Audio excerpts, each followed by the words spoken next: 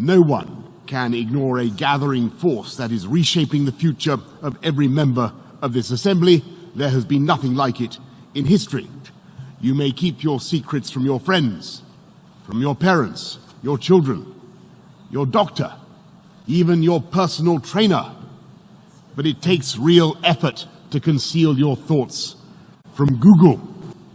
And if that is true today, in future, there may be nowhere to hide.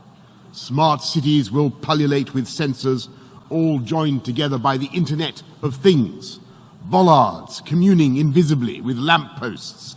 But this technology could also be used to keep every citizen under round-the-clock surveillance. A future Alexa will pretend to take orders, but this Alexa will be watching you, clucking her tongue and stamping her foot. In future, voice connectivity will be in every room and almost every object. Your mattress will monitor your nightmares, and every one of them minutely transcribing your every habit in tiny electronic shorthand, stored not in their chips or in their innards, nowhere you can find it, but in some great cloud of data that lowers ever more oppressively over the human race.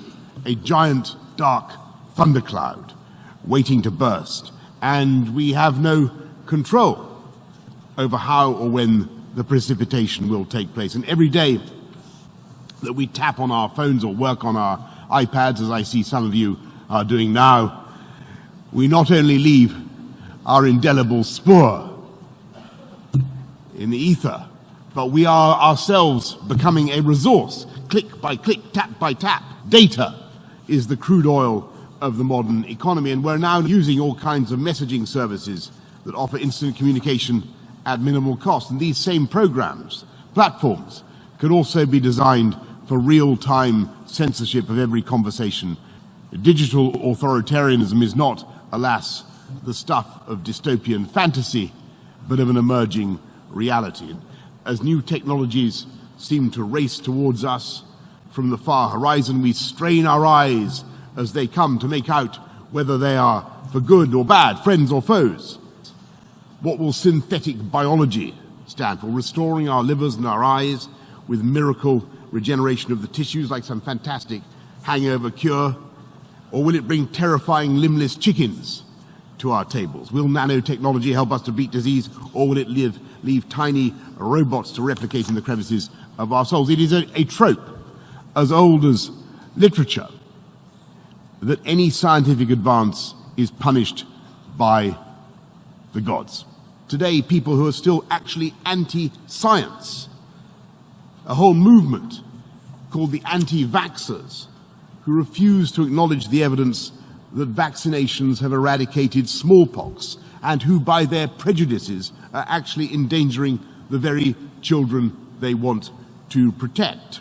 And I totally reject this anti-scientific pessimism. I'm profoundly optimistic about the ability of new technology to serve as a liberator and to remake the world. Nanotechnology, I mentioned earlier, revolutionizing medicine by designing robots a fraction of the size of a red blood cell, capable of swimming through our bodies, dispensing medicine and attacking malignant cells like some Star Wars armada. Neural interface technology. But how we design the emerging technologies behind these breakthroughs and what values inform their design will shape the future of humanity. And that is my point to you tonight. We bequeath an Orwellian world designed for censorship and repression, and we need to find the right balance between freedom and control. We need to agree a common set of global principles to shape the norms and standards that will guide the development of emerging technologies. Thank you very much for your kind attention.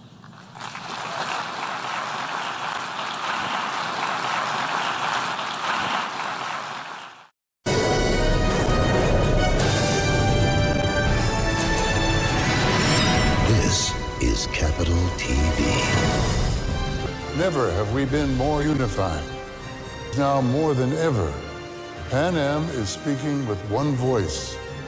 The capital and the districts bound together in solidarity. Together.